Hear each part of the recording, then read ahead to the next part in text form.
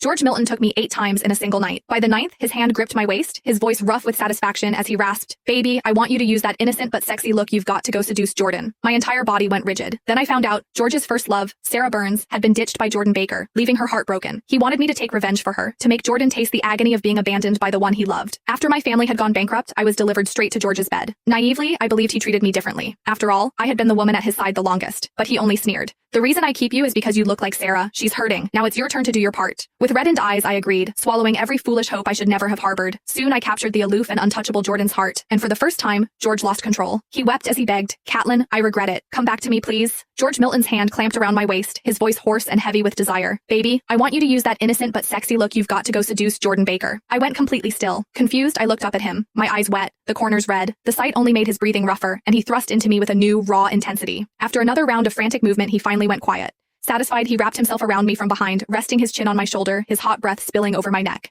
"Catelyn, you heard me, right? Sarah's hurting. Now it's your turn to do your part." My body went stiff. Sarah Burns was his first love. There wasn't a thing she could ask for that George wouldn't give her. Just last night, while he was inside me, Sarah had called. On the phone, she cried pitifully, telling him Jordan had dumped her. Sarah was the kind of rich girl who always got even. She was determined to make Jordan feel what it was like to be thrown away, and she sweetly begged George to help her. Of course, he didn't say no. Even with me pinned beneath him, his movements harsh, he softened his voice for her, comforting her with gentle promises. So that was it. He wanted me to seduce Jordan, just so I could dump him and get revenge for her. I was just his kept woman. I didn't have the right to refuse. After my family's business went under, my father jumped from a skyscraper. My mother got into a car crash as she was rushing to the hospital. That crash left her in a vegetative state, kept alive only by expensive medicine. With nowhere else to go, I got into George's bed. That night, he was gentle, nothing like the ruthless, spoiled heir everyone said he was. Afterward, he held my chin between his fingers and asked my name. "Catelyn Stark," I said, my voice shaking like any girl's would after first time. He gave a faint smile. "Stay." He handed me an unlimited black card and promised to cover all my mother's medical expenses. When he wiped my tears away, his thumb lingering on the beauty mark by my eye, he said softly, "Catelyn, you have me now." From that moment on, I was his. George was infamous in our circles, a playboy who changed women faster than he changed clothes.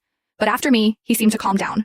For 3 whole years, I was the only one by his side, and I really started to believe I was different. "Why?" My voice broke with the hurt. He let out a low, mocking laugh, his fingers stroking my lips as gently as they always did after intimacy, but his words were cruel. "Baby, if it wasn't for that face of yours looking so much like Sarah's, you'd never have made it into my bed. The only one I love is Sarah." My throat closed up. A bitter taste filled my mouth. I had been so unbelievably naive. I thought time could change anything. I thought 3 years would be enough to replace the one he really loved. But the whole time, I was just her sad imitation. It felt like a hand was squeezing my heart, tighter and tighter, until I could hardly breathe. When he saw the tears welling in my eyes, he frowned. "I don't like it when women act like this." My heart dropped. George hated crying. He thought it was just a trick women used to get sympathy. Impatience sharpened his tone. "Enough. It's just seduction. Who are you putting on a show for?" I bit down hard on my lip, tasting blood, and forced the tears back. My voice came out dry and scraped raw. "Okay." I locked away every foolish hope, and with it, the heart I never should have given him.